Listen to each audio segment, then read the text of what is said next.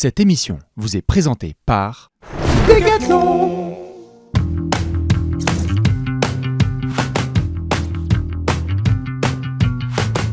Top 10 actuel. C'est lundi. Oui monsieur.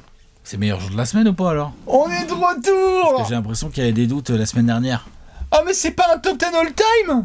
Ah non. On va Mais tout par vous contre le lundi expliquer. c'est le meilleur jour de la semaine. Ah Ça oui. c'est sûr. Ah ça c'est sûr et certain. Ça c'est all time. Dans le classement all C'est time. lundi. Eh oui, dans le classement all time c'est C'est un numéro top 1. 7. C'est un top 7 avec un numéro 1 et ensuite des mentions honorables. Voilà. Vous êtes bien sur votre chaîne YouTube préférée, celle de votre joueur préféré également, Léon, Alex et Bibi. On est très content de vous retrouver pour cette saison de lundi, le meilleur jour de la semaine. Alors attention, oh là là, ça y est, Doucement. j'en vois qui débarque. Qu'est-ce que c'est que ce merdier? Comment ça se passe? Vous avez vu le visuel? Vous avez vu le visuel, Là, ça a bougé. vous avez vu le titre, vous avez vu Ah. les posts, vous avez tout ça. On va tout vous expliquer en long et en large. On est passé par des moments historiques, du top 100 all-time. Bastien, on peut refaire le top 100 all-time, vous pouvez l'updater, tranquille. Ah, pourquoi pas, hein, ça Bien mérite. sûr. Hein. Vous pouvez refaire les Châteauroux Trash Du Talker. coup, Jokic, il rentre dans ton top 10 ou pas all time? La réponse est non. C'est pas ce que tu disais tout à l'heure. Mais... Oh le tacle. Tu sais que ça c'est dernier c'est défenseur. une discussion. C'est une autre discussion. C'est une discussion. Mais c'est vrai qu'il y a eu plein d'interrogations. Il y a des gens qui viennent nous voir au Grand Rex, à la Brocante. Vous faites quoi l'année prochaine? Nous on adore les top 10 all time, on adore les classements et tout machin. Présentation rapide. Vous le savez, on a fait des top 10 all time, des grands classiques, parmi les plus grands classiques de YouTube sur la NBA en France. Mais on va pas revenir juste en faisant des top 10 all time. Voici le concept cette année. C'est quoi alors le concept? Une semaine sur deux, vous allez avoir un top 10. Soit un top 10 actuel, soit un top 10 all-time. Aujourd'hui, vous avez un top 10 actuel. Donc on va pouvoir se battre et ranger sur les joueurs en activité. Mais Alex, lundi prochain, on sera sur un top 10 all-time. Donc on va une semaine sur deux. Exactement. Garde alternée, garde partagée entre les top 10 all-time et les top 10 actuels. Donc, oui, on pourra parler de l'actualité et ranger dans de grandes catégories avec des critères très précis nos joueurs préférés. Et oui, on continuera à faire de l'historique pour remettre un petit peu les points sur les i et l'église au centre du village. Ouais, et puis il y a pas mal de sujets qu'on n'a pas abordés encore. Ah, il y en a plein. En all-time, je veux dire, parce qu'en actuel, on n'a jamais fait vraiment de série de top 10 actuels, puis par définition, si t'es sur de l'actuel, bah du coup, en 2022, t'as pas les mêmes joueurs a priori qu'en A priori. 2025, A priori. normalement. Tout Il y a à fait. peut-être des joueurs qui étaient déjà là à l'époque, qui sont là encore aujourd'hui, évidemment, mais les critères vont pas être les mêmes, Ah non, je te confirme. et les angles de vue vont pas être les mêmes non plus. Je te confirme tout à fait. Et donc, on a très hâte de vivre cette saison avec vous parce que, déjà, vous pouvez en balancer si vous voulez des sujets. Comme d'habitude, on en note plein, on a un doc ouvert avec marqué les avis de la commu pour essayer de voir justement quels peuvent être les top 10 actuels qui vous tentent et les top 10 all-time qu'on va soit certains faire parce que, comme tu l'as dit, on les a pas fait, soit updater parce qu'il y a eu du mouvement. Quand même. Exactement. Ah, moi je suis peut-être bien de l'update. content de vous retrouver le lundi, hein. C'est chouette. Et là on va parler de pivot. Oh, oh, oh, oh. Un poste Je formidable. comprends pas, je croyais que les pivots c'était en voie de disparition, moi. J'avais mal compris. La street Ça, on m'a dit dit que au non. Star Game, les pivots, ça dégage, et dans les Dans les All teams. Defensive Teams, il n'y a que des forwards. Si vous voulez vous éclater, allez Ou voir des pivots. l'apéro All Defensive Team de l'année dernière où Alex est parti sur un monologue, mon gars. C'est quoi ces conneries? c'est quoi ce merdier? Non, bah c'est quoi ces conneries? Genre les bientôt il n'y a pivots. plus y avoir de joueurs Serre-moi un jaune. extérieurs. Il n'y a plus y avoir de joueurs extérieurs dans des All NBA Defensive Teams. Moi ça me saoule. Je comprends. Et comme le fait qu'on ne fait plus de pivot All Star Game, tout ça c'est. Je vois bien le délire, mais là pour le coup je vais rester un vieux con. Ça me Ouais. saoule. Ça j'ai pas envie du progrès là. Le progrès pour moi n'est pas un progrès là. Le progrès, je l'emmerde. Voilà. Ouais, voilà. C'est une Alex évolution, Natter. c'est une évolution, mais négative l'évolution. Ouais, bienvenue sur Trash Talk. Voilà. Vous aurez l'occasion de parler de pivot avec nous. On va vous donner tous les critères, mais avant ça, on rappelle que, vous le savez, tous les lundis, on est accompagné par les poteaux. 2 Décathlon qui sont avec nous cette saison à nouveau. Merci, cœur. On porte tes nouvelles collections, ça rigole pas. Nouvelle collection ici. Y aura-t-il un pivot actuel des Celtics dans le top 10? Je sais pas. On verra. En tout cas, il y a un candidat. Non, en tout cas, il y a un candidat, tout à fait, laiton. C'est vrai que le beau vert Celtics là, j'avoue, avec la petite broderie un peu dorée là. C'est une nouvelle édition tout à fait des textiles faits par Decathlon en collab avec la NBA. C'est tout à fait clean. Vous pouvez retrouver ça notamment dans le premier commentaire épinglé. On peut retrouver tout plein de choses comme d'habitude. Tout plein de choses. Il y a des chaussures, il y a du short, il y a du t-shirt. Je sais pas si les nouvelles collections de t-shirts sont sorties, mais elles vont sortir à tout moment. Bien sûr. Il se pourrait aussi qu'au long de la saison, il y ait de la surprise avec de la limited edition D'une franchise qu'on ne prononcera pas. De plusieurs peut-être même, attention. Voilà, donc on verra le moment venu, on vous en reparlera. Que ça pourrait donner lieu à des trucs assez cool et tout. Voilà. Bien sûr. Donc voilà, aujourd'hui, moi j'ai mis le classique, le simple, NBA, efficace, voilà, noir. Tu bosses pour la ligue, comme on Voilà, dit. c'est ça, exactement. Vous pouvez retrouver tout ça évidemment dans le premier lien épinglé en commentaire. On a très hâte de passer cette saison avec vous et avec les potos de Decathlon. Vous les avez entendus en intro, on a encore fait les tyroliens avec Léon, c'était formidable. Voilà, c'est ça. Nous allons parler des meilleurs pivots actuels. Et donc, avant de faire ce top 10, on doit rappeler un petit peu les histoires de critères parce que, Alex, on va devoir se farcir le top 10 des meilleurs pivots actuellement en NBA. Voilà, donc par définition, il faut être en activité. Il faut être en activité, premier Il faut critère. avoir un contrat avec un club NBA. Et je préfère tout de suite vous prévenir, parce qu'on a parlé avec Alex et on s'est bien marré par téléphone et en se voyant et en discutant. Oui, effectivement. Mesdames et messieurs, Il y a des postes. nous sommes sur des pivots. Ouais. Ça veut dire qu'aujourd'hui, on va parler de joueurs qui sont des pivots dans la plupart des temps de jeu et dans la tradition Non, mais des on pivots. en vient au fait. Genre, on sait qu'Anthony Davis peut jouer pivot. Il n'est pas dans le classement des top 10 des pivots actuels, puisque Tout c'est à quand fait. même plutôt un ailier fort qui joue pivot. Absolument. Qui c'est Evan Mobley Evan Mobley, pas nous a pivot. montré qu'il pouvait être pivot.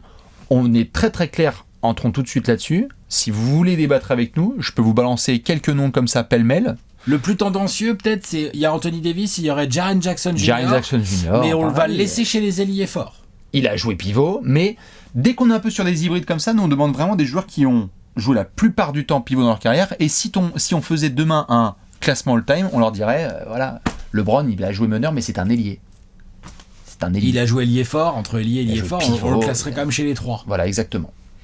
On est bon là-dessus, c'est important de le Ouais, non, préciser. mais c'est hyper important. Je suis d'accord. Donc ça veut dire que si vous voulez parler de Jarrett Allen, de Nikola Jokic, de Nikola Vucevic, de Karl Anthony Towns, de Mantas Sabonis, de Wendell Carter Jr. Wendell Carter Jr., Jonas Valanciunas, DeAndre Ayton, de Isaiah Hartenstein. Isaiah Hartenstein, t'as fait Ivica Zubac, Chet Holmgren, Derek Wemby, Lively. Derek Lively, bien évidemment, Rudy Gobert. Nick Claxton, tu l'as dit? Non, mais tu peux mettre Nick Voilà. Claxton, tout à fait. Clint Capella, tous ces garçons-là, Jalen Duren, Brook Lopez. On est sur du pivot, d'accord? Porzingis, Alperen Sengun aussi, vous pouvez en discuter. Je vous les ai pas donnés dans l'ordre, j'ai fait le bordel comme ça. On sait pas qui est où. Bien sûr. Bah, déjà, il y a que 10 places. Hein. Oui. Bon, Et- tu sais que c'était pas simple à classer. Oh, c'était une galère. Il y a 2-3 évidences. Ah, normalement, on va voir. Hein. Mais il y a quand même 2-3 trucs où on va être d'accord, je pense, avec Bastien. Mais après. Mais après c'est chaud. Après c'est chaud, tout à fait. Autre critère, Alex, évidemment, on va pouvoir démarrer de le rôle, la production statistique, les deux côtés du terrain. Ah bah oui, pivot, c'est hyper important.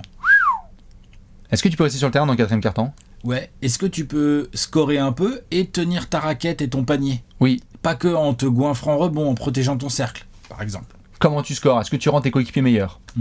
Est-ce que c'est marrant? Tiens, à chaque fois que tu vas quelque part, l'équipe elle gagne. C'est marrant. Elle gagne jusqu'à un certain point. Oui. Elle va jusqu'au premier tour de playoff, par exemple. Puis en playoff, voilà. Est-ce que tu joues souvent? Ouais, voilà, c'est ça. Voilà, c'est bien ça. Voilà, on C'est est bien dans les ça. bonnes tonalités. Ouais, c'est important. Hein. On est très très bon. Est-ce que t'es un génie? Voilà. Si t'es un génie, ça aide. Est-ce que t'es français ou pas? Voilà. Bah, si t'es français, ça aide. Si t'es français, ça aide, ça peut bumper 2-3 places. Bien sûr. Alex, est-ce qu'on est bon? Ouais. Eh bien écoute, c'est très très simple, je suis très très fier de pouvoir dire, putain ça m'émeut, vous étiez tellement nombreux à nous demander à chaque fois, on peut avoir autant de top 10 time, que je donne une tablette à Alex. Et alors je sais pas si t'en souviens, mais généralement tu fais un backflip avec le... Avec le crayon? Avec le crayon. Bah, c'est facile. Tu vois, c'est marrant, il a pas bien... Voilà. Et voilà. Et là on démarre Les bien comme il traditions faut. tranquille. On prend Alors, donc la tablette hop. et on rappelle que le lundi aussi on mange ensemble, donc on le fait rapidement en préparant la tablette et notamment nos mentions honorables. Qu'est-ce qu'on mange aujourd'hui hein? On est lundi. Hein. Qu'est-ce qu'on mange, Alex? C'est vrai. Qu'est-ce qu'on mange Un petit croque-monsieur, tiens. J'avais pas le temps ce midi. Alors qu'est-ce qu'on a dans le Donc, croque-monsieur? croque-monsieur, bon, un classique, les bonnes petites tranches de pain de mie avec du fromage dessus, puis à l'intérieur, il y a une petite sauce là, un peu genre... Pas béchamel. pas béchamel, mais Non, un mais peu tu vois, genre ouais. jambon, fromage. Ok, très bien classique. Petite salade avec? Petite salade avec, très bien, petite salade, j'aime bien. Petite salade verte, petite vinaigrette, impeccable. On est très très bien. Léon, qu'est-ce qu'on mange aujourd'hui? Alors moi aujourd'hui, Ode d'Italie, je me fais des petites tagliatelles à la pâte fraîche al dente avec un petit ragoût de bœuf. Bœuf ou Un petit peu- lapin, hein. avec C'est un bon, petit ça. Bœuf. Bœuf, hein. Ah, tagliatelle à la ragoût, c'est bon ça. Ah, Et on vient de perdre l'intégralité de la communauté italienne avec les tagliatelles, puisqu'évidemment les G se prononcent, ils sont absolument insupportables. Tagliatelle, ouais, Ils bon, sont ouais, insupportables. On est en France ici. Hein. Ouais, je sais. D'ailleurs, J'ai l'apéro un pote pivot... italien, dès que je dis Tagliatelle, il dit il on dit pète un câble. Tagliatelle. Tagliatelle. Bah, ça fera des commentaires. On dit Exactement. Tagliatelle. Voilà, ça fera des commentaires. Allez voir Et un puis, italien et dites-lui Cagliari. Et Vous allez trouvez-nous voir. les pivots italiens, parce que par contre, il y a du pivot français. Voilà. Mais les pivots Vive italiens, la France, on vive les la attend. France. Voilà. Moi, je cherche. Évidemment, on va partir sur un kebab puisqu'on est là pour bien démarrer la saison. Donc on est sur un classique, évidemment, sauce andalouse complet. Pas normal. On est bon ? On démarre. Yes ! Numéro 1 Les top 10 all numéro time. 10. Avec d'abord une mention honorable, Alex, qu'on a l'habitude de faire parce Allez, qu'on aime ouais. bien juste avoir un débat claque, rapidos. ouais. Il y a quelqu'un qui n'a pas fait son entrée dans ce top 10 et je laisse les gens faire leur top 10 pendant ce temps-là. Qui n'a pas fait ton entrée dans ton top 10 et à qui tu voulais donner un peu de love ? Je l'ai pas mis là aujourd'hui puisqu'on est sur l'actuel, donc on est sur un mélange dans les critères et du niveau actuel et du potentiel dans le futur, mais vraiment du potentiel dont on est un peu sûr et tout. Mais je pense qu'il y a encore un peu de chemin à parcourir, mais il pourrait à terme rentrer. C'est Derek Lively. C'était marrant, c'était aussi une mention honorable que j'avais. Je l'ai pas rentré, mais j'ai pensé à lui. J'étais là genre bon, ok, ouais, non, il va me manquer un peu de production offensive, de peut-être d'années aussi. Enfin, j'en sais rien, mais en tout cas, je l'ai pas rentré, voilà. C'est vrai, Derek Lively aussi qui faisait partie des belles mentions. Je n'ai pas réussi à mettre Brook Lopez dans mon top 10 des pivots. Je sais pas si c'est un spoiler, on verra. On verra avec Alex. Mais Brook Lopez a fait longtemps partie de cette élite des pivots. Mais purée, ça pousse. Comme tu le disais, il y a de plus en plus de pivots de qualité en NBA. C'est bien, des grands. On évite de dire t'es grand, bon, bah, tu vas shooter à 3 points et donc t'es un ailier fort. J'ai pas mis Hartenstein, je l'adore. Non, J'adore bien ce sûr. qu'il fait et tout, mais je l'ai pas mis. Ouais. Jalen Duren, on lui souhaite une belle carrière aussi. On lui souhaite d'y rentrer. Ouais, tout à fait. Et si on mettait un numéro 10 ? Allez, Yes, le on y va. retour. Hop, 10. Numéro 10 de ton classement des meilleurs pivots actuels. Donc on écrit le 10 et on va essayer de faire ça bien. Je vais le mettre en un seul nom de famille. Qui tu es en numéro 10, Alex ? Porzingis. Ah, on est tous les deux d'accord. Incroyable. Monsieur Kristaps Porzingis. Oui. Alors, parlons-en parce que c'est un garçon qui, on va pas se mentir, avait démarré très très fort à New York, a connu une phase pas facile En entre Dallas et talent, il est Washington. plus haut que top 10. Tout à fait. En talent. Sauf Est-ce que, que- si le talent ça suffisait, ça C'est se ça. saurait. C'est ça, tout à fait. Est-ce que tu vas me dire, mais est-ce que dans la façon dont tu as fait ton classement, je suis content qu'on ait mis les Porzingis à la même place, tu as été impacté par notamment la disponibilité sur le terrain ? Ah, évidemment. On est d'accord. Évidemment. Availability is quality. Enfin, je Ouais, sais plus tout à comment fait, c'est, t'as mais un c'est talent, ça. hein. Ah, voilà. Oui, le côté blessure à répétition est souvent au mauvais moment parce qu'on l'oublie l'année dernière. Ok, Boston est champion, mais c'est dommage quand même. Porzingis, il a raté plein de matchs de playoff, tu vois. Et de régulière. Hein. Ça se passe bien, tant mieux. Mais voilà, Porzingis, c'est un mec, t'es là, tu construis ton équipe pour une Fantasy League, tu dis, Porzingis, ça me fait chier, est-ce qu'il va me jouer que 50 matchs, en fait ? Bah justement, Au mieux, tout à tu fait. vois. J'allais te dire, sur les 5 dernières saisons, en tout cas depuis 2020, 57 matchs, 43 matchs, 51 matchs, 65 et 57. Donc vraiment dépasser les 60 matchs, c'est un exploit. Ça, c'est un vrai sujet.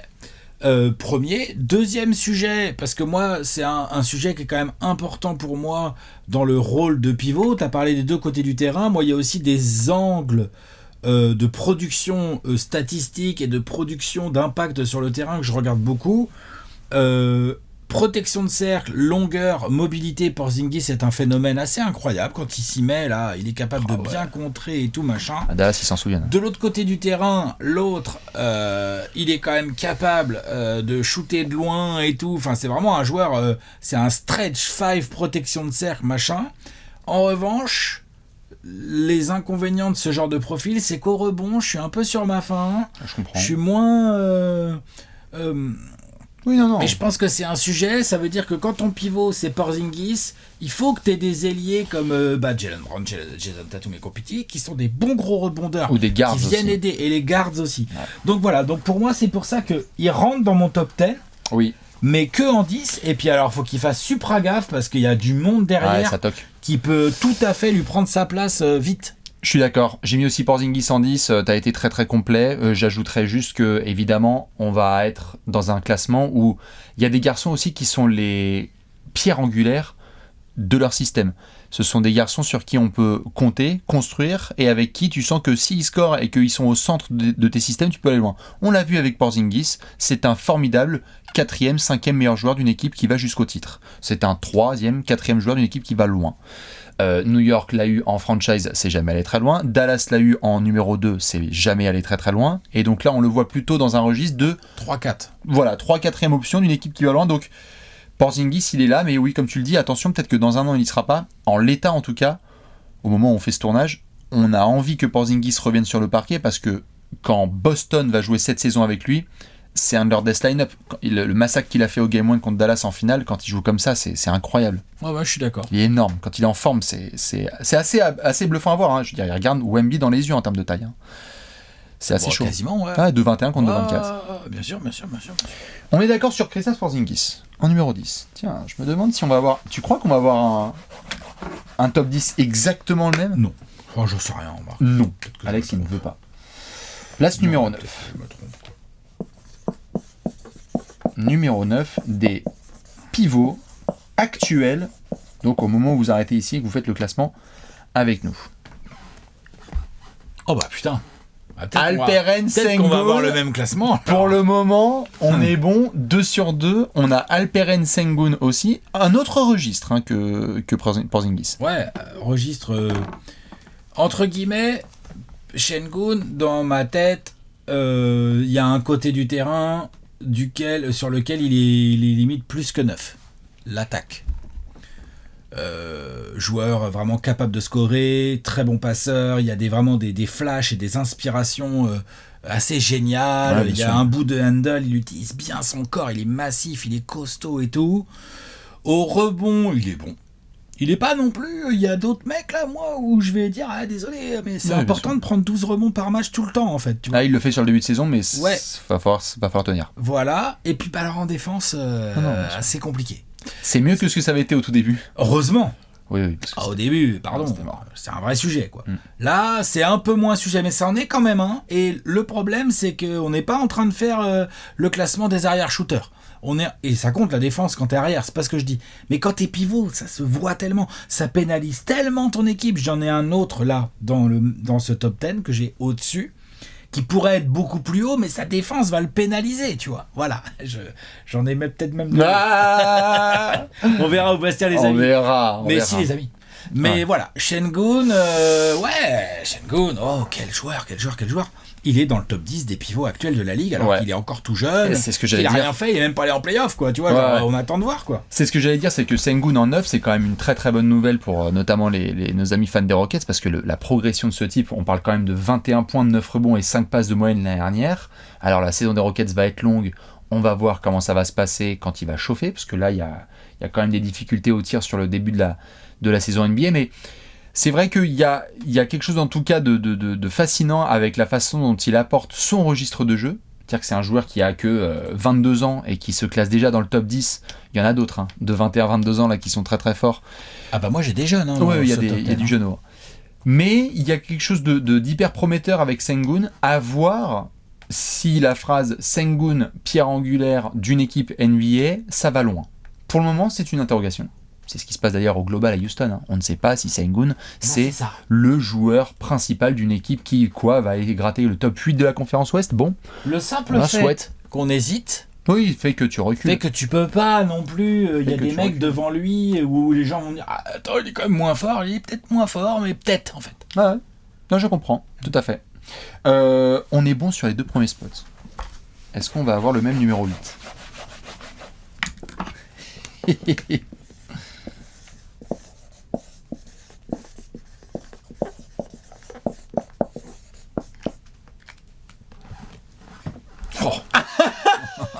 C'est incroyable. On est sur Rudy Gobert. Alors, je répète donc, avec Alex Pan, on a Kristaps Porzingis en 10, on a Alperen Sengun en 9, et on a Rudy Gobert en 8. Je m'étais dit que tu allais le mettre un peu plus haut. Ah bon? Pourquoi? Comme ça. Non, mais tu à quoi tu dis? Ressenti. Non, le défenseur, voilà, on va pas recommencer, c'est un pilier défensif incroyable, il a déjà été 4 fois défenseur de l'année, pour un pivot c'est quand même fort. Le rebond, Rudy Gobert il rigole pas trop au rebond, il rigole pas au contre. En revanche, je peux pas le mettre plus haut. Franchement, moi, ma discussion, ça a plutôt été de savoir est-ce que je le mets devant ou derrière Şengün. Quand même. Je sais, c'est pour ça qu'il est devant. Mais 8, c'est bien. Comment ? 8, c'est bien. Mais offensivement, c'est pas assez fort pour être plus haut. Rudy, offensivement, voilà, il lui faut un meneur qui lui envoie des lobes. Il faut il a progressé, il s'applique au lancer. Donc quand il provoque des fautes, il score un peu de lancer, ça lui fait un peu de points. Mais oui, il est dissuasif, il est fort au rebond, il peut être le pilier d'une excellente défense. Mais on a des cas où des coachs ont décidé de le bencher sur des fins de match parce que c'est compliqué. On a des cas aussi où des équipes ne défendent pas Rudy Gobert parce qu'elles le considèrent comme pas dangereux. Du coup, c'est un handicap offensif pour ses éventuels coéquipiers. Donc voilà, Rudy Gobert, profil particulier à la Mutombo, à ce genre de joueurs et tout, qu'il faut utiliser d'une manière spécifique, ont des qualités incroyables autour desquelles tu peux bâtir une défense. Mais moi, voilà, c'est 8e aujourd'hui. J'ai 7 pivots devant Rudy Gobert aujourd'hui. Ouais. Je l'ai aussi en 8. Je pose sincèrement la question à des gens peut-être qui regardent la vidéo. L'avez-vous sorti de votre top 10 et si oui, pourquoi ? Et qui vous avez mis à la place du coup ? Parce qu'il y a toujours des sujets autour de Rudy Gobert. Il y a des gens qui vont dire oui, mais mon gars, en fin de match, on sait pas quand ça switch, si on peut le garder. Oui, mais offensivement, mon gars, c'est trop frustre. Oui, mais regarde, il était sur le banc avec l'équipe de France. Bon, la tendance fait que je peux comprendre que des gens se disent non, mais attends, aujourd'hui, tu me dis de choisir entre Miles Turner et Rudy Gobert. Désolé, je prends Miles Turner. Bon, ok, discutons-en. Moi, il est pas dans mon top 10, Miles Turner. Mais bon, Miles Turner, moi non plus. Ah oui, il est pas numéro 5. Il est pas au-dessus de tes gars. J'ai mis Rudy aussi là. Spoiler, à moins d'un truc extraordinaire qui défiera les lois de l'humanité et du sport, c'est plus la courbe que va suivre Rudy. C'est qu'il est passé de top 5 pivot, 6, 7 à 8. Descendante ? Oui. Dans le top 10 actuel, c'est une courbe descendante. Rudy est sur la courbe descendante. Faut l'accepter. Ouais. Pour autant, on a vu le schéma Rudy Gobert face à échanger avec plein de pics de draft dans une nouvelle franchise dans laquelle il est le phare. Il y a une finale de conf derrière. De la défense. Il y a une finale de conf et t'es la meilleure défense collective de la NBA et tu vas jusqu'en finale de conf. Alors oui, on va encore dire qu'il y a McDaniels et qu'il y a Anthony Towns. Il y a d'autres joueurs évidemment. Sauf que quand ça fait des années et des années que tu dis oui mais avant c'était Quinn Snyder, oui mais là c'est Jalen McDaniels. Ouais, enfin on peut peut-être aussi assumer le fait lui donner un peu de crédit. Que le gars il est là et qu'il a été plusieurs fois à la tête des meilleures défenses. Donc c'est 8e. C'est peut-être la dernière fois qu'on fait un classement dans lequel Rudy sera top 10 pivot. Peut-être. Et s'il y en a qui l'ont sorti de leur top 10, je veux bien savoir qui. Il y a peut-être des gens qui vont me dire aujourd'hui, actuellement, tu me mets Ivica Zubac ou Rudy Gobert, la vie de Wham que je prends Ivica. Si vous voulez, pas moi. En tout cas, il faudra que Ivica, qui est. Je sais pas si tu l'as mis plus haut, qui moi en tout cas est une mention honorable, continue sur un très bon début de saison parce que Ivica Zubac, il y a des choses à développer. Hein. Il y a des choses à développer. 7 ? Qu'est-ce qu'il m'a mis en 7 ?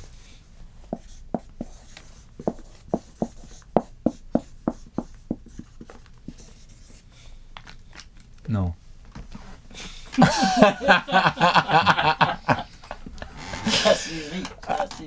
Ouais, Karl Anthony Towns. Je sais pas si on aura le même jusqu'au bout. Tu vois, je l'ai senti, hein.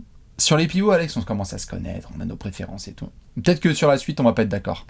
On commence à se connaître, ça c'est un fait, mais par contre, on n'est pas obligé d'être d'accord. Ah si, t'inquiète. Okay. On est tout le temps d'accord. Karl Anthony Towns, il est pas dans le top 5 des pivots pour ceux qui voulaient le mettre dans le top 5. Il est dans le top 10 pour ceux qui voulaient pas le mettre aussi. C'est un pivot. Karl Anthony Towns, c'est un des meilleurs shooters intérieurs qui ait foulé les parquets NBA. C'est un multiple All-Star. C'est un joueur qui tourne à plus de 20 points, entre 20 et 25 points par match depuis quoi 7, 8, il a combien? Il a 9 saisons, 10 saisons dans la ligue. 1, 2, 3, 4, 5, 6, 7. Il est dans sa 10e saison. Et sur les 9 précédentes, il y en a 8 à 20, 21 et plus de points de moyenne. Avec des très bons pourcentages, avec une contribution au rebond qui est quand même sérieuse, très sérieuse, avec une contribution défensive qui a pas toujours été ouf, qui s'est amélioré aux côtés de Rudy Gobert, tiens, c'est marrant comme par hasard, et là qui est un peu pointé du doigt, alors on est que sur un tout début de saison, mais c'est un peu pointé du doigt quand même côté Knicks, où tout de suite on dit oh putain c'est vrai que dis donc, quand c'est Karl Anthony Towns ton pivot, bon bah ta raquette, c'est un peu open bar. Donc c'est aussi pour ça, parce que le potentiel offensif de Karl Anthony Towns, sur l'absolu, il regarde quasiment tous les pivots de la ligue droit dans les yeux en termes offensifs. Bien sûr, non, mais t'es d'accord. Il est extraordinaire. Et d'ailleurs, il a fait Incroyable. un énorme match là, à Miami où il a mis plus de 40 points là, où il a fait bonjour, je suis arrivé à New York. Bonjour. Ouais. Je vais Alors, faire un gros double-double. après, on l'a vu aussi la vérité avec Karl Anthony Towns, c'est que certains vont dire ah mais les gars, vous avez dit pas Anthony Davis, si vous mettez Karl Anthony Towns qui était lié fort l'année dernière. C'est un joueur qui joue la plupart du temps pivot. À la base, c'est un pivot. À la base, c'est un pivot. Par contre, la réalité, c'est que oui, offensivement, il est incroyable. Par contre, la vérité, elle a pas bougé. Karl Anthony Towns, qui est le pilier défensif de ta défense, mon gars, j'espère que t'aimes le bottom de la NBA. Le bottom Parce que- de la NBA, non. Mais j'espère que tu fais pas trop de grosses ambitions parce que ça risque de jouer les En tours. tout cas, historiquement, c'était plutôt bottom. Et pour autant, il a progressé. C'est-à-dire que ce qui a été formidable sur les derniers playoffs, c'est que, doit-on parler de sa série face à Nikola Jokic défensivement? Mec, il a quand même fait une série contre Jokic, 4, c'était quand même énorme. C'était bien. C'était énorme. Mais il était en premier rideau avec Gobert en free Avec safety. des tueurs à gages derrière. Et Gobert en free safety et Jaden McDaniels dans les coins. Absolument. Et Anthony Edwards Nick qui se la Alexander donne. Et Walker, tout. Anthony Edwards, absolument. Mais donnons aussi du crédit à 4 qui a Non, progressé mais sur tout à un fait. aspect. Je pense que c'est un joueur qu'on prend un peu pour acquis parce qu'il met 20 points en dormant et que c'est un des meilleurs shooters de tous les temps. Il est là. Il a jamais été plus haut. Dans mon classement, Ouais. Non. Moi, il a été 6 et à un moment, je l'ai reculé. on va voir qui t'a mis en 6, mais moi non. Bah, c'est là qu'on va atteindre, je crois, le point de torture de cette vidéo. Ah bon? C'est-à-dire? Comment ça? Bah, si là, on est d'accord, je suis choqué. Ah ouais? Ouais. On va voir.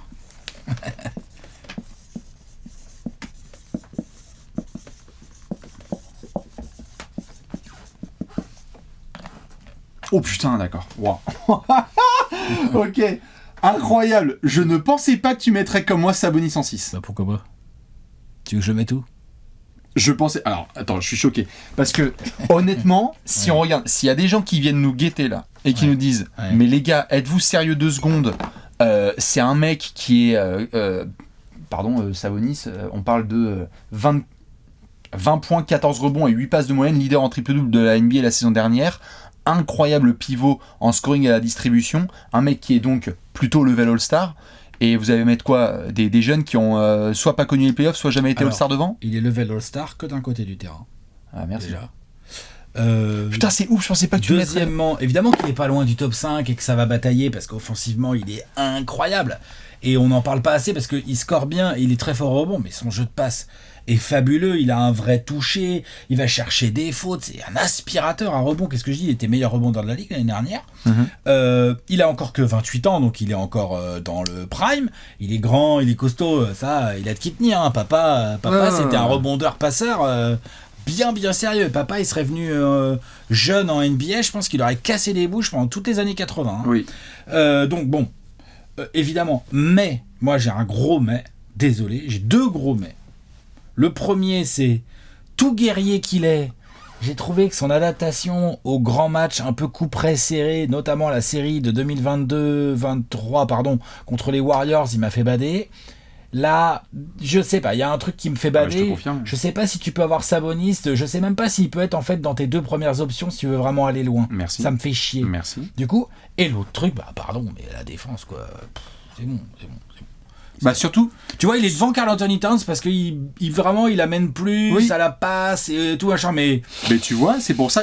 on critique souvent Towns pour sa défense. Je trouve que Sabonis l'année dernière, il a eu des voix pour le défenseur de l'année. Non, Moi, mais franchement, honnêtement, hein, genre je me suis arraché mes derniers cheveux, quoi. Alors, j'étais pas d'accord. Je l'ai vu, il s'est arraché les cheveux. Ouais. C'est pour ça que je t'ai dit que je sais j'hésitais pas. entre le 7 et le 6. C'est-à-dire que je suis surpris que tu aies un 6, mais je suis content parce qu'on a le même avis.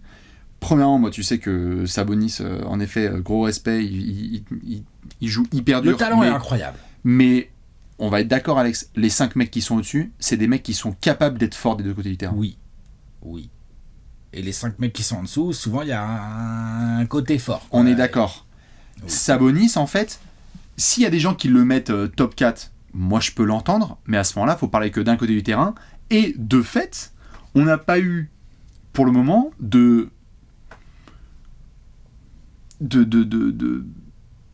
de situation de play-off avec Sabonis en tant que leader de sa franchise où ça avance, quoi. C'est-à-dire que c'est un super joueur de complément, mais je suis hyper content que tu dises que si ça doit aller loin, il doit avoir un autre rôle, parce que celui-là, à Sacramento, bah, il y a un plafond qui se dessine, quoi. Il y a un plafond. Et je te jure que j'ai hésité beaucoup, mais je pense qu'après ça aurait été de la hate, de mettre Karl Anthony Towns devant Domantas. Aujourd'hui, tu me dis... pas trop de problème avec ça. Merci. Ça Parce se que discute. aujourd'hui, tu me dis de construire une équipe et de choisir Sabonis plus un ailier fort qui sait très bien défendre, ou Karl Anthony Towns avec un ailier fort qui sait très bien défendre, ou avec un pivot qui sait très bien défendre, je pense que je prends 4. Bah oui, parce qu'il space, il a le shoot. Dans la il n'aura construction. pas le rebond aussi fort. Il Non. est fort au rebond, mais il n'est pas aussi fort que Sabonis. Puis il aura moins la percussion. En fait, c'est des joueurs très différents. Ouais, tout à fait. Très différents. Mais c'est kiff-kiff. C'est pour ça que je te posais la question de est-ce qu'il aurait pu monter Karl Anthony Towns ? Parce que moi, pendant un moment, je te jure... Oui, ça discute. Mais non, j'ai quand même Sabonis devant. Quand même. Mais je comprends la discussion. Tu vois, je suis pas choqué par la discussion. Moi, je suis choqué qu'on ait, si ça se trouve, le même top 10, hein, mon gars. Bah attends, on va voir. Je vais improviser, tu vois, à la fin. Jokic 3ème. Voilà, rien que pour faire chier. Alors, Allez. déjà le 5e. Qu'est-ce que t'as mis ? Parce que tu sais que le 5e, il n'est pas si facile que ça à poser. Hein. Moi, j'ai dû réfléchir. Hein. J'ai dû me mettre d'accord avec moi-même. Chet Ouais, Holmgren. ok. On a les 10, 9, 8, 7, 6 et 5 qui sont les On mêmes. va avoir le même top 10. Ok. Je sais pas. Bon, arrête. Je sais pas. À moins que t'aies fait une dinguerie, mais... Je suis Là, prêt à franchement, parier qu'il va y avoir une dinguerie. C'est tout droit. Chet Holmgren, oui, bien sûr, il est devant Sabonis et 4. Oui. Ah oui. En fait, c'est pas ça forcément tant le débat, c'est... Ah bah si, quand même. C'est pas ça le débat, quand même. C'est chaud, et là, il y a des gens qui vont pas être d'accord, et j'entends, et je veux bien discuter. Je sais pas s'il va être Doucement là. sur les majuscules. Je sais pas s'il va être là, le débat. Il peut être aussi avec les gars de devant, Avec- on va voir comment ça va se passer. Peut-être avec un des gars que du coup on a mis devant. Mais déjà, avec Sabonis, il y a des gens qui vont pas être d'accord avec nous, qui vont dire les gars, oh. Moi en fait j'ai deux choses. Déjà, première chose, on parle d'un contreur élite. Ah, mais... Défenseur On parle même, global. d'un défenseur élite, contreur élite, capable de mettre des 3 points, capable d'être clutch, qui progresse à vue d'œil au rebond, qui n'a encore que 22 ans, qui est déjà le pivot titulaire d'une des meilleures défenses de la ligue. On fait un top 10 actuel, bah ouais, dans mon top 5, ouais. Absolument. Dans mon top 5. Chet, il est dedans. En fait, moi, là où j'avais un... Je veux pas l'enlever, lui. Non, mais tout à fait. Au début, j'avais même... Enfin bref. C'est ça, en fait, moi, ce qui m'intrigue. Attends. Ce qui m'intéresse et m'intrigue. C'est pas le débat entre Chet Holmgren 5 et les gars qui sont derrière. C'est le débat qui anime la fanbase du Thunder et d'une autre franchise qui est pas très très loin et qui fait saliver beaucoup d'observateurs NBA. C'est aujourd'hui où se placent les gens quand on leur dit Chet Holmgren d'un côté, Victor Wembanyama de l'autre. Sincèrement. C'est-à-dire qu'on a vu une saison rookie extraordinaire de Wemby et une très très forte saison rookie de Chet Holmgren qui l'aurait été tous les ans s'il n'y avait pas Tous les ans. Jupiter Qui a fait des assez bons playoffs. Hein. qui avait fait des Bon, playoffs après, tout à fait corrects, il bénéficie, lui, d'un cadre qui est fabuleux. énorme, tout à fait. C'est pas lui l'option numéro 1, c'est même pas l'option numéro 2, tu vois, c'est plutôt l'option 3, on va dire. Il a un joueur qui est MVP, Qui est en train de vouloir devenir niveau MVP à côté de lui, qui attire toutes les défenses. Enfin, il bénéficie d'un spacing de fou furieux. Enfin, bref. Moi, les fans du Thunder le savent, c'est un coup de cœur absolu, Chet Holmgren. Il fait déjà partie de mes joueurs préférés de toute la NBA. C'est un bonheur de le voir et je n'imagine même pas à quoi doit ressembler le bonheur de l'avoir en tant que coéquipier. Parce que c'est un joueur de collectif qui fait tout ce qu'il faut pour que la machine roule bien. J'adore. J'invite juste les gens à me dire qui ils ont positionné où entre Wemby et Holmgren. S'il y a des gens qui viennent me voir aujourd'hui et qui me disent nanani nanana, j'ai mis Holmgren devant Wemby parce qu'en effet dans un meilleur système on voit que ça peut bien marcher, on voit qu'il peut s'ajuster, j'entends. Et là il y a une courbe de progression sur le début de saison, on va voir combien de temps ça va durer, mais si Chet Holmgren là, Alex, il fait une saison comme il est en train de nous pondre là, quoi, il va être à 20 points de rebond et 3 comptes de moyenne pour la meilleure équipe de la NBA. Il aura les stats de l'année de rookie de Wemby. Tout à fait. Lui sera numéro 1 ou 2 de l'Ouest, en gros. Tu sais que ça, c'est historique, quoi, en fait, en termes de il y en a un qui joue avec Shai Gilgeous-Alexander et l'autre qui joue avec Devin Vassell blessé. Avec Julien Champagny. Avec Julien Champagny, tout à fait. Quand même. C'est pour ça que moi, le débat... Ça joue. Tout à fait. C'est pour ça que le débat, moi, autour de cette vidéo, c'était pas tant je le dis, c'était pas tant Chet Holmgren par rapport à Sabonis, Kat et tout, parce que je pense qu'il les met déjà dans le rétro. Vraiment. À cause de la défense. Et de la défense notamment, et des perspectives qu'il offre déjà avec le présent. On fait un top 10 actuel, le gars est actuellement celui qu'on prendra tous les deux. Là, toi et moi, Alex, si on aligne Kat, Sabonis et Holmgren, on prend tous les jours Holmgren. Ouais, je suis d'accord. Mais si tu alignes Kat, Sabonis, Holmgren et Wemby, qui vous prenez ? Alors déjà, on va commencer par mettre le 4.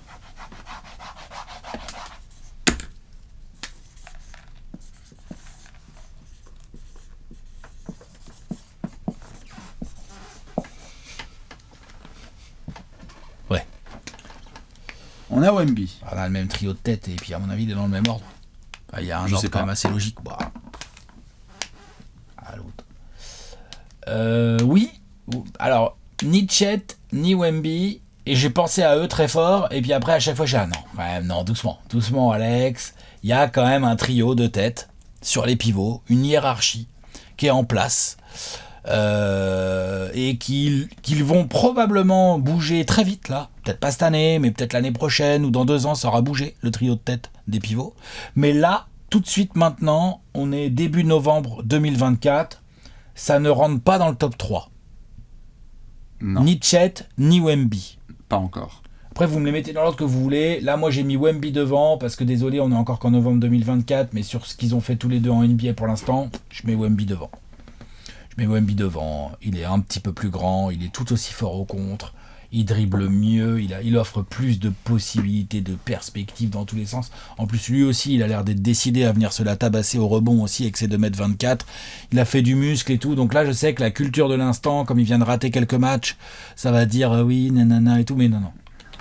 Wembanyama, et franchement, soyez prêts les mecs de devant, là, parce que c'est des gros noms devant, mais c'est des gros noms qui vont être dans le rétro bientôt. En fait, on attend juste le fait que ça clique, que ça marche, qu'il soit bien entouré, que ça Qu'il y ait fonctionne. une Qu'il y ait une équipe, parce que là, il y a eu le fameux jeu, l'année dernière de mets l'un dans la franchise de l'autre et tu verrais.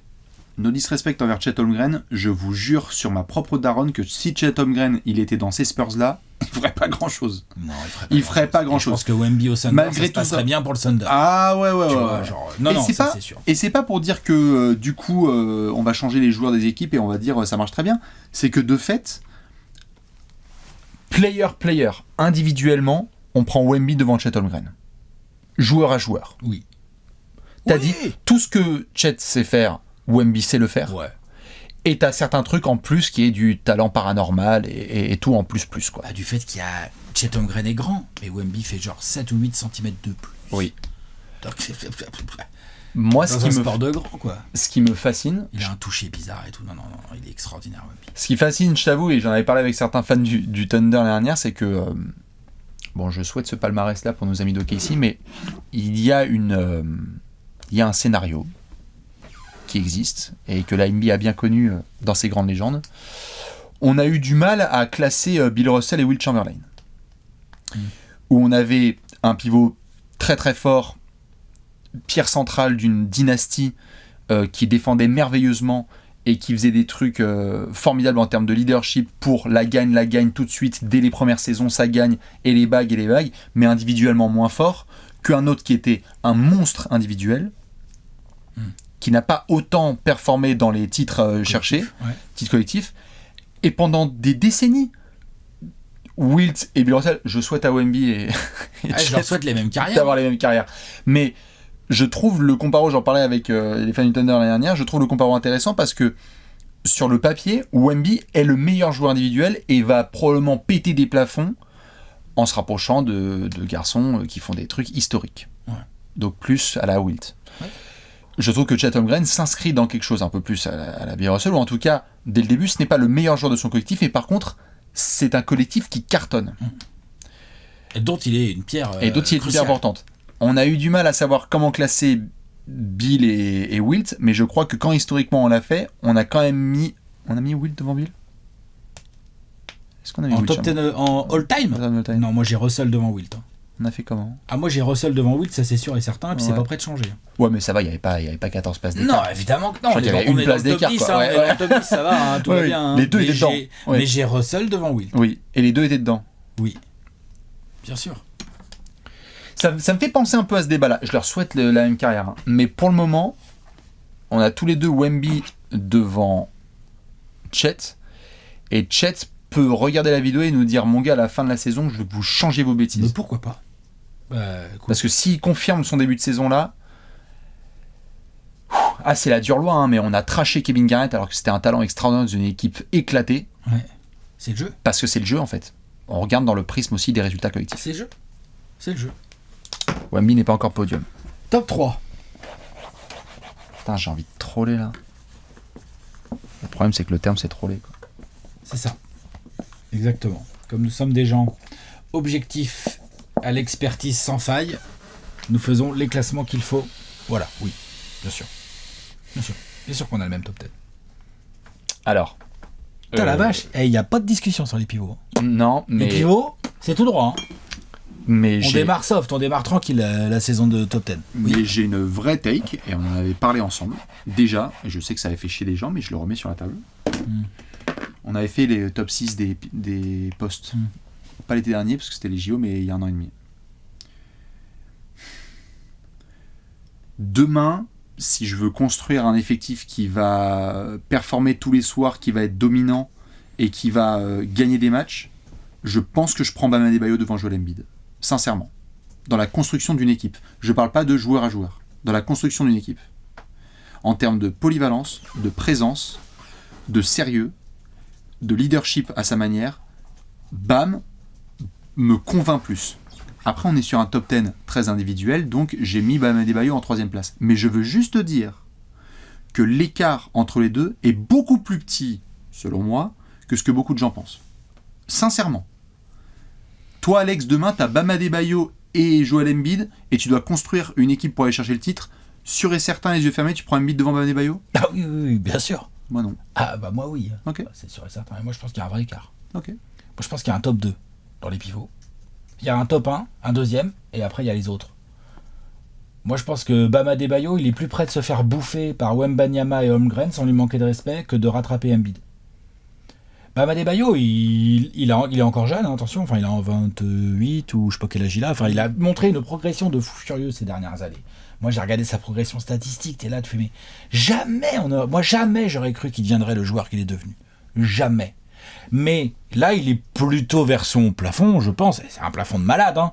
C'est un plafond de, on se dit, défenseur de l'année, c'est un plafond de genre, qu'est-ce que j'ai noté là ? De je tourne à 22 points, 12 rebonds et 3 passes d'ess face à Jokic en finale NBA. Non, mais attends, bien sûr. Il a progressé à 3 points, il l'a fait.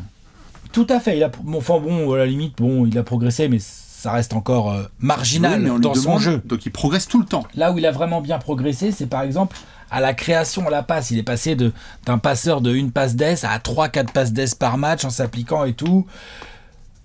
Et il est exceptionnel et c'est pour ça que les Wemby et les Holmgren qui ont certainement la taille, Adebayo c'est un pivot athlétique mais petit, enfin 2m08 ou je sais pas combien, enfin il est sous le 2m10, ça c'est sûr. Donc voilà, les autres c'est des aliens de fous qui shootent à 3 points naturellement depuis le début, enfin tu vois. Donc Adebayo va devoir se confronter aussi à ça. Et là où moi je comprends l'argument de dire ouais il est plus régulier et mentalement c'est plus un gars fiable que Joel Embiid, moi j'entends, mais je pense pas qu'Adebayo ça soit un franchise player. Je ne pense pas que Joel Embiid soit un franchise player. Moi je pense que Joel Embiid c'est un franchise player d'un point de vue, regarde je vais finir ma phrase, d'un point de vue leadership technique et capacité à avoir une équipe sur ses épaules et la faire gagner.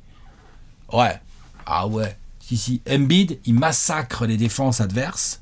Il est énorme en défense. Hein. Embiid est fort en défense. Hein. C'est un contreur, c'est un rebondeur. Jusqu'en avril. Oui, non. Enfin, t'es vache. Il a quand même, il a quand même une fois passé un tour, je crois. Enfin, il a fait des petits trucs en playoff. C'est pas assez. C'est décevant. Mais Embiid, s'il emmenait les Sixers jusqu'en finale NBA, ça serait pas la discussion. Elle serait pas avec Adebayo. Elle serait avec un autre gars.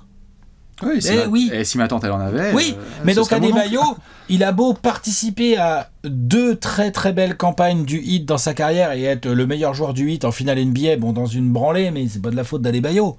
Tu vois, c'est voilà. Malgré ça, ça reste un joueur inférieur à Joel Embiid.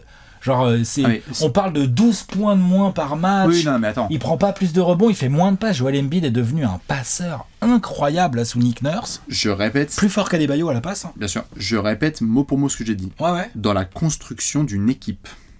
Je parle pas individuellement. Individuellement, c'est un raz-de-marée. Je veux dire, Joel Embiid est un monstre. On va en parler en place 2. Enfin, je pense. Hein. Bah donc du coup, je comprends pas le côté construction dans l'équipe. C'est ça que je comprends pas. Si tu fais un classement comme on le fait là, on parle aussi beaucoup d'individualité, donc des capacités techniques. C'est ce qui fait qu'on a mis d'ailleurs Embiid devant Chet Holmgren. Physique, bien ce que sûr. tu veux. Donc Embiid, ça joue contre lui le fait de se blesser. Tout à fait, mais Embiid, si tu le prends avec ses skills, ce qu'il est capable de faire offensivement, notamment défensivement, moi là-dessus, je veux dire, il y a même des gens qui peuvent me dire que, à bien des égards, c'est un nettement meilleur défenseur que Nikola Jokic, et en attaque, c'est les goûts et les couleurs, tu peux aller le chercher aussi. Les couleurs, je suis d'accord que non, on va en parler, mais ce que je veux dire là, c'est que si tu prends les catégories individuelles claires, Embiid, attends, qu'on soit d'accord, je l'ai mis en 2. Donc oui, voilà. bah, évidemment. Juste, ce que je dis sincèrement, c'est que ce que tu dis. en l'état, si tu me dis demain que ma franchise doit être construite autour de Joel Embiid, je ne suis pas serein pour une raison qui est simple, c'est que en termes de soutien de coéquipier, d'entente avec mon coach, de linéarité dans tout ça, on est obligé de prendre ces aspects en jeu. Mais moi, si tu me dis qu'elle est construite autour d'Adebayo, j'ai l'impression qu'elle est plafonnée. Bah, ça dépend. Moi, je pense que demain, à Bam Adebayo, je lui mets d'autres super joueurs. Il va les intégrer et faire en sorte que le collectif marche bien. Je pense que Joel Embiid, si je mets des super joueurs autour, je me demande s'il va dire j'ai combien de shoots. C'est une vraie différence. Pour autant, Bam Adebayo est 3ème. Mais je voulais avoir ce débat, et il y a peut-être des gens qui vont me dire bah tiens, t'es un hater, Embiid il le termine. Ok. Moi demain, si tu me mettais tous ces joueurs-là, j'aurais une vraie hésitation entre prendre Adebayo et Joel Embiid. Parce que, et j'espère tellement, Alex, que Embiid il va notamment nous faire une saison et un run de playoff où on va faire ok, putain, on attendait que ça, le mec il est du point par match à la Wilt, il est trop dominant, il est trop fort, etc. Ok, j'attends de le voir. Qu'il soit pas blessé au mauvais moment déjà. C'est surtout ça en fait qu'on attend de voir. Parce que moi j'ai absolument aucun doute. Genre l'année dernière, ils se font sortir par les Knicks. Embiid, sa série individuelle, il salit les Knicks. Oui. Alors il est un peu blessé au mauvais moment, comme d'hab, tout ça, balali, balala. Mais concrètement, moi j'ai aucun doute sur le fait qu'il peut salir n'importe quelle équipe en play-off. Ah mais individuellement il peut salir n'importe quelle équipe de l'histoire de la NBA. Ouais, voilà, c'est ça. Bref, il est 3ème à Adebayo. Et c'est déjà magnifique. Très bien, oui. Et en effet, parce qu'il y a 5 ans, tu m'aurais dit ça, je t'aurais dit lol. Oui, tout à fait. Je sais pas si je le mets dans mon top 10. Et d'ailleurs, comme tu l'as dit, pour conclure sur Bam, faut qu'il profite de la place parce que le siège... Oh là, ça pousse. Oh, qu'est-ce que ça pousse derrière. Il y a Wemby et Chet notamment qui sont en mode genre, hey, ça va, mais ouais, quel joueur. Je vais mettre le numéro 1 tout de suite, parce qu'on a déjà bien parlé du numéro 2. On peut en reparler un peu, hein, mais... Numéro 1, Joel Embiid. Non, mais... tiens, ok. Je pose la question de cette manière-là. On a évidemment Nikola Jokic en 1, donc c'est incroyable, mais vrai, on a le même top 10 actuel. On s'est pas concerté. Vous nous croyez si vous voulez, on s'est pas concerté. C'est pas concerté. Question, Alex. L'écart, il est plus grand entre Embiid et Jokic ou entre Adebayo et Embiid? Alors, pour moi... Il est plus grand entre Embiid et Adebayo. Ok. Pour moi. Je suis pas sûr. Mais bon. En fait, le truc, c'est que Embiid a réussi à être MVP au milieu de l'hégémonie de Jokic. Rien que ça, c'est un exploit historique. Je veux dire, on fait le classement du top 10 des pivots des pivots actuels. Actuellement, Nikola Jokic est le meilleur joueur de la NBA. De toute façon, c'est pas une question de poste. C'est le meilleur joueur de la NBA. C'est le meilleur basketteur de la planète. C'est vrai ou pas? On peut discuter avec d'autres garçons, mais oui. Qui? Ouais, quand même. Bah, vas-y. Bah, Luka, aujourd'hui, je peux dire qu'il s'assoit à la table avec Nico, il va dire, écoute, copain. Ah, Nico, il va lui dire, tiens, regarde. Oui. Puis montre-moi tes MVP. Oui, bien sûr. Pardon, hein. Bien sûr. Genre, t'es en finale NBA, tout le monde a trouvé que c'était un exploit. Non, Nikola Jokic. Et oui, bien sûr que Jason Tatum, Luka Doncic, j'en sais rien moi, Anthony Davis, sûr, tout ça. Évidemment qu'il y a des gars qui vont dire oh. Non, mais non, en fait, non. En fait, après, quand tu regardes les matchs, tu fais bah non. Et non. Et puis après, quand tu regardes les matchs, quand tu regardes les stats, Nikola Jokic. Oh la vache, l'enfoiré. L'efficacité du type la facilité avec laquelle il fait jouer tout le monde. En fait, c'est le mec qui, moi, m'impatiente le plus. Tu sais, quand on a dit aux gens qu'on allait faire des updates de Total Time, c'est le mec de Top 100 All Time, c'est le mec qui m'impatiente le plus. Je suis incapable de te dire aujourd'hui où a jumpé Nikola Jokic dans le classement des meilleurs joueurs de tous les temps, mais je peux te dire qu'il a fait un jump. Hein. Oh putain. Parce que quand on a fait notre Top 100 All Time, Alex, je crois qu'il était pas dans les 100. Hein. Ah ben là, je peux te dire qu'il va rentrer, et attention, hein. Il va rentrer genre, ouais, je sais pas trop à côté. Dans Vas-y, quel range lâche-toi. il est. Genre par exemple, je sais plus combien j'avais mis Nowitzki. Non, il est 20. Il est dans le 20. Voilà. Non, mais bien sûr. Il est dans le 20 et il faudrait que je regarde qui j'ai 15e pour voir si je mets Jokic dans mon top 15. Ah, mais il regarde mais plus... je l'envisage sans aucun Il problème. regarde plus Moses Malone que David Robinson. Hein. Voilà, et... Bah, c'est ce chaud. Ouais, tout à fait. C'est chaud. Non mais Nico, aujourd'hui c'est le meilleur basketteur de la planète, c'est le meilleur pivot. En fait, c'est simple. C'est une phrase qu'on a souvent aimé répéter le lundi, mais c'est quand on a fait le classement là, on a mis Jokic et après on a fait. Mais bien sûr. C'est top 10 des pivots actuels, c'est bon. Alors, Nico, alors attends, c'est réglé. Comment ça marche ? C'est réglé.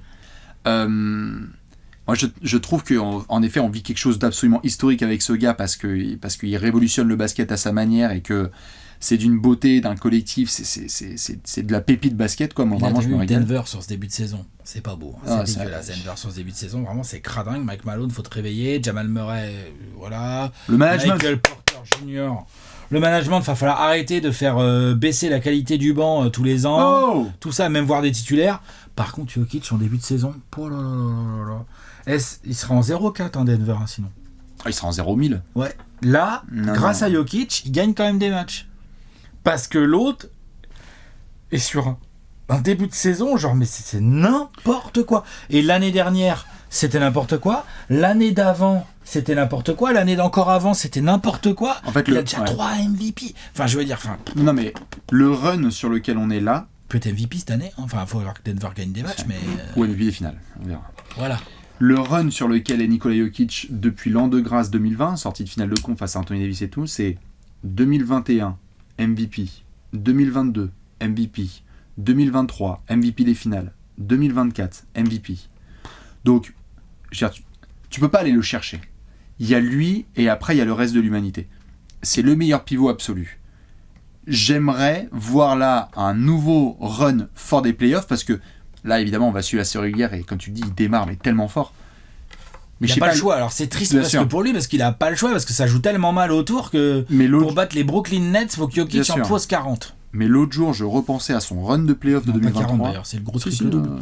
C'est pas le gros triple-double, les Nets ? Si, c'est 30, 18, 18. Ouais. Un truc de genre, on est obligé de checker la saison 1962 d'Oscar Robertson pour être sûr si quelqu'un a déjà fait mieux.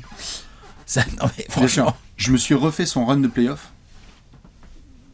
Là, qu'il a fait en 2023. Le run complet. Ah, le run de champion ? Le run de champion. Oh, c'est une dinguerie. Le run de playoff. C'est une dinguerie. Très peu d'équivalent. Il y a très peu d'équivalent. Mais là, les copains là, du classement, là, je souhaite à n'importe lesquels de se rapprocher de l'orteil de ça, mais de faire une série comme As. On est d'accord, bah ça, clairement. Ce qu'il a fait sur l'intégralité des playoffs 2023, Jokic, il n'y a pas un gars là qui peut faire ça. On leur souhaite à Wemby et Chet et compagnie d'aller le chercher, mais mon Dieu. Et puis, il a quoi ? Il va avoir 30 ans, je crois, Jokic. Donc, il est encore bien dans le prime. Donc, en termes de pivot actuel, entre ce qu'il vient de faire ces 2-3 dernières années, ce qu'il peut faire cette saison et ce qu'on l'imagine faire là pendant les quelques saisons qui arrivent, oui, c'est non seulement le meilleur pivot actuel, mais c'est aussi le meilleur joueur actuel. Il démarre sa saison régulière comme un fou malade. C'est un leader incontesté d'un collectif qui a gagné. Il progresse en plus là. Genre là, moi je trouve qu'il... Genre, je sais pas, je trouve qu'au rebond, il se place mieux, il se donne mieux. Enfin, l'autre, c'est quoi le délire ? Il va... Non, mais il a matrixé le jeu, il en a fait des notions en se disant, bon, bah tiens, je vais m'améliorer. Puis là, les pourcentages au tir sur le début de saison, c'est n'importe quoi. Je vois, il est qu'à 55% à 3 points. C'est n'importe quoi. En même temps, il l'a dit, il n'y a pas de sniper autour de lui, donc on n'est jamais mieux servi que par soi-même. Voilà. On écoute tout seul. Donc il en prend 5 par match, 2 fois plus qu'en carrière. Dernière petite question par rapport à Jokic, parce qu'évidemment, il y a lui et puis il y a le reste du monde à côté. Si on faisait parce qu'on a beaucoup parlé de côté du terrain, c'est un pivot intelligent, fort. Si on faisait un classement défensif, est-ce qu'il serait top 5 ? Alors, peut-être pas, parce que du coup, tu ferais peut-être rentrer des mecs qu'on n'a pas dans notre top 10. Peut-être, tu vois, j'en sais rien. Moi, peut-être qu'il y a des gens. Si tu classes les pivots que défensifs, il y a des gens qui vont dire enfin les gars, du coup, Jarrett Allen est devant Jokic. Et moi, je veux bien l'entendre, par exemple. D'accord. En défensif pur. Non ? J'entends. T'es pas d'accord ? Disons que j'aurais parlé de Adebayo, Embiid, Wemby et Holmgren sur les Non, certains. c'est pour prendre des mecs qui sont pas dans le top 10 là. Qui sont pas dedans. Ah oui, évidemment qu'Embiid, Adebayo, Wemby, Chet Holmgren, ce sont des meilleurs défenseurs que Jokic, mais Jokic est quand même un meilleur, et Gobert aussi, est quand même un meilleur défenseur que Sabonis, Oui, que Karl Anthony Towns, que Şengün. Moi j'adore Oui. j'adore Hartenstein défensivement. Je pense vraiment qu'il est énorme et que d'ailleurs où qu'il soit allé ça. Mais pour le coup, c'est aussi pour ça que Niko Jokic est de la tête et des épaules le numéro 1, c'est parce que c'est un génie offensif. C'est un aspirateur à rebond et défensivement c'est pas et ça a progressé c'est pas parce du que tout le point faible qu'on croyait qu'il allait être. Hein. Il a tellement Pas en fait ça a été un peu sur les mêmes cons. On a vu Steph Curry qui était un peu liability en début de carrière. On s'est dit genre faut cibler Steph. Il est devenu suffisamment bien c'est relou pour que tu puisses rester sur le terrain. Il tisse bien son corps et tout. Il protège assez bien sa raquette. Il se place où il faut. Puis il est vocal aussi. Il est vocal, les mecs le suivent, c'est un bon leader. Donc non, il serait pas top 5, clairement, des pivots défensifs, mais il serait pas si loin des bons pivots défensifs. Et puis en attaque, il met une vitesse à tout le monde. C'est une vitesse qu'il met, c'est un truc de fou. C'est Niko Jokic, sans le moindre débat. Si vous nous mettez, désolé, c'est pas souvent qu'on sort cette phrase, si vous nous mettez un autre numéro 1, c'est ce qu'on appelle troller. Ouais. Vraiment, ne parlons pas, ou voilà, c'est juste du gag. Mais si vous mettez pas Nikola Jokic, ça sert à rien. C'est lui et après les autres. Je vais montrer le gros tableau parce qu'il est extraordinaire. On a les 10. Et après, je vais te poser une dernière question. Le gros tableau made by Léonce avec donc le top 10 actuel des pivots, incroyable mais vrai, avec Alex, No Concertation et Total Agreement. On est totalement d'accord sur ce top 10. Dites-nous vous, évidemment, quel est votre top 10 des pivots actuels. Est-ce qu'il y a des garçons qu'on n'a pas mis là ? Je sais pas, il y a peut-être des gens qui vont nous dire les gars, Lively il est dedans, Miles Turner, Brook Lopez, ça prend la place de certains, DeAndre Ayton. Non, DeAndre Ayton, il aurait le potentiel. Ah, j'ai pas mentionné Jokic. C'est normal. Dans un top 10 pivot. Mais DeAndre Ayton aurait le potentiel. Je fais vraiment du conditionnel. Je veux dire, dans l'absolu, t'as un mec qui a des mains, qui peut scorer, qui est un bon gros rebondeur et qui nous a montré, notamment lors de le run du playoff des Suns en 2021, qu'il pouvait bien défendre sur pas mal de profils, notamment Jokic. Oui. Donc il aurait le potentiel, mais pour ça, il va falloir de la régularité, du machin, il y a du taf. Sur tous les joueurs du top 10 là, qui a le plus de soucis à se faire pour sa place? Bam Adebayo, éventuellement Embiid, dans le sens où ils ont des petits jeunes qui ont 10 ans de moins, ou peut-être pas 10 ans de moins qu'Adebayo, parce qu'Adebayo il a que 27-28, comme j'ai dit, mais qui sont beaucoup plus jeunes et qui sont sur une courbe de progression de fou. Eux ils ont pour les places du haut, et puis après, moi, c'est Rudy. Rudy. Moi c'est Rudy. Porzingis aussi. Moi je l'ai dans mon top 10. Attention. Il a beau être encore jeune et avoir été très haut drafté avec du gros potentiel et tout, attention. Moi c'est Rudy. Je pense que il y a des garçons là qui vont arriver et qui vont dire oui c'était bien, t'as eu ton règne, t'as eu ton prime, mais c'est à notre tour. Et en fait on a suffisamment produit pour. En tout cas ça fait plaisir, 1, de faire de retour de top 10 et 2, de les faire sur les pivots, parce que non, ce poste n'est pas mort. Écoutez bien Alex, il faut les réintégrer quand même, ces pivots dans les trophées. On va mettre un peu de respect sur cette position quoi. Ouais, je suis d'accord. C'est important. Je suis d'accord, c'est important. Ce qui veut donc dire quoi ? Ce qui veut dire que nous, on vous attend dans les commentaires pour votre top 10 des pivots. Où est-ce que vous avez mis Wemby, Chet ? Où est-ce que vous avez mis Adebayo, Embiid ou même Rudy Gobert et Sabonis ? Est-ce que la Kings Nation va descendre en bas de chez nous pour nous choper par le col ? Et surtout, quel sera le top 10 all-time de la semaine prochaine ? Puisqu'on va se retrouver sur une session historique lundi prochain. Petit sujet. On attend évidemment vos suggestions dans les commentaires. Léon, Alex et Bibi, on vous fait des gros bisous. On vous souhaite une super semaine. C'est le retour des lundis, le meilleur jour de la semaine. Ciao. Et on se retrouve très vite. Des bisous, à la prochaine. Ciao.